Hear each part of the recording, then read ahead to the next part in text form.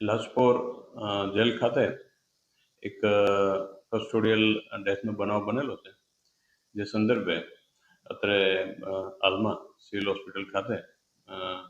એના ઇન્ક્વેસ્ટ પંચનામાની કાર્યવાહી કરવામાં આવેલ છે, જેમાં વિગત એ રીતેના છે. સદામ હુસૈન ઉર્ફે ઇરફાન અબ્દુલ અઝીઝ રાયની કરીને એક પાકા કામના આરોપી જે હતા, જે ઉંમર વર્ષ 33 અને રહેવાસી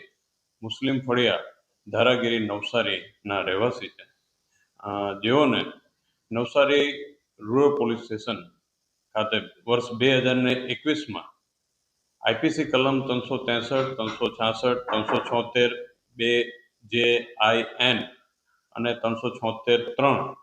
એ ઉપરાંત પોક્સો કલમ 4, 5L અને 6 મુજબનો જે ગુનો નોંધાયો હતો, જેમાં કેસ ચાલી જવાથી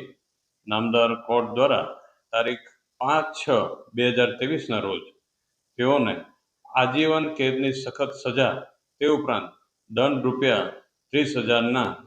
સજા ફરમાવેલ હતા, અને આ રીતે તેઓ પાકા કામના કેદી તરીકે તે તારીખથી લાજપોર જેલ ખાતે બંદીવાન હતા, જેઓને આજરોજ સવારે 11 વાગે જે કહેવાય કે એમના અચાનક ખભાના ભાગે દુખાવો ચાલુ થતા ફરજ પરના જે ડૉક્ટર શ્રી મનીષભાઈ હતા, તેઓએ એના કન્સલ્ટ કર્યા અને તેઓને વધુ સારવાર અર્થે જેલના ગાર્ડના દફતર સાથે તુરંત જ સિવિલ હોસ્પિટલ ખાતે મોકલી આપેલા હતા, જ્યાં કલાક 12-15 વાગે આજરોજ તેઓને ડૉક્ટર શ્રી અંકિતભાઈ નાઓ દ્વારા મૃત જાહેર કરવામાં આવેલા હતા, જેથી તેના આગળની જે પણ ઇન્ક્વેસ્ટની કાર્યવાહી જે